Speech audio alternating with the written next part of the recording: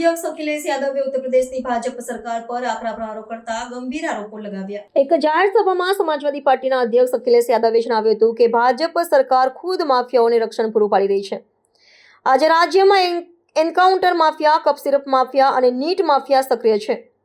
અખિલેશે દાવો કર્યો કે કાનપુર અને અન્ય શહેરોમાં ભાજપના નેતાઓ જ જમીન પચાવી પાડવાના કૌભાંડોમાં સામેલ છે અને સરકાર માત્ર વિપક્ષને નિશાન બનાવીને રાજકીય એન્કાઉન્ટર કરી રહી છે, જ્યારે અસલી ગુનેગારોને છાવરી રહી છે। પૂર્વ મુખ્યમંત્રીએ હાલમાં ચાલી રહેલી મતદાર યાદી સુધારણા પ્રક્રિયા પર પણ સવાલ ઉઠાવ્યા હતા અને તેને મતદારોના અધિકારો છીનવવાનું ષડયંત્ર ગણાવ્યું હતું। તેમણે આરોપ લગાવ્યો કે ભાજપ ચૂંટણી પંચની આ પ્રક્રિયાનો દુરુપયોગ કરીને ચોક્કસ વર્ગના મતદારોના નામ યાદીમાંથી કમી કરાવી રહી છે। અખિલેશ યાદવે ચેતવણી આપી હતી કે આ પ્રકારની ગેરરીતિઓ લોકશાહી માટે ખતરા સમાન છે અને રાજ્યની જનતા આગામી ચૂંટણીમાં ભાજપાની આ માફિયા રાજનીતિનો જવાબ આપશે।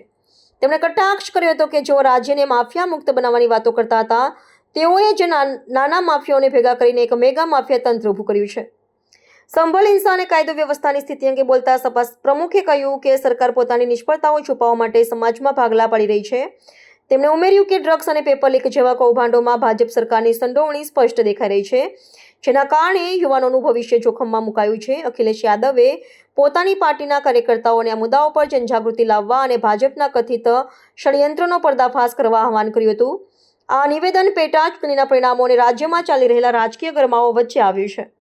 भारतीय जनता पार्टी माफियाजीवी पार्टी है, माफियाजीवी है। भाजपा में इनकाउंटर माफिया, भाजपा में कफ सिरप माफिया,